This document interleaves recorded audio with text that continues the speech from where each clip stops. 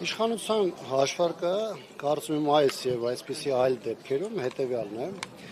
Իշխանությունը համարում է, որ պետության փողով, այսինքն դատախազություն, քննչական համակարգ, դատական համակարգ ու որոշակի դեպքերում ոստիկանություն կարելի է ներգրավել, գործեր սարքել, մարդկանց զբաղվածությունը ուղղել այս ուղղությամբ, որովհետեւ ժամանակը այսօր ամենակարևոր եւ ամենաթանկ ռեսուրսն է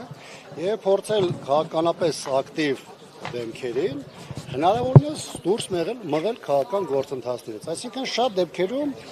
իրենք ունեն կանխատեսումները, իրենք ունեն գիտակցումը, որ այդ գործերը չեն գնալու եւ ես տրամաբանական կետին չեն հասնելու իրանց տեսանկյունից եւ այս իրավիճակում իրենց համար գլխավոր խնդիրն է սկսել քաշքշուկ 4-5 տարվա կտրվածքով մարդկանց տանել, բերել, ժամանակ ամբողջությամբ կենտրոնացնել այդ մասով, որից բնականաբար քաղաքական առումով տուժում է տվյալ անձը, տուժում է նրան ներկայացնող քաղաքական ուժը եւ մարդիկ։ Նույնը դրսևորվում է առաջնորդին Սերժ Սարգսյանի դեպքում, որպես նաև հանրապետականի ղեկավար, նույնը արտահայտում է հանրապետականի փոխնախագահ Արմեն Աշոտյանի գործում, որը դուք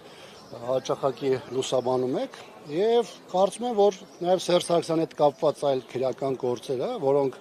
տարբեր տարիներով անդադ հնչեցնում էին, զրպարտություն էր դա նաև որպես հետևի արտահայտվում, նույն դիզելի գործով պարզ դարձավ, որ դրանք շատ արագ զրոյացվում են եւ ըստ էության այն տեղեկությունները, որոնք որպես փաստ փորձում էր իշխանության քարոզությունը ներկայացնել, դրանք շատ կարճ ժամանակահատվածում հանրության համար տեսանել են դարձնում, որ տակը չկա գործընթաց,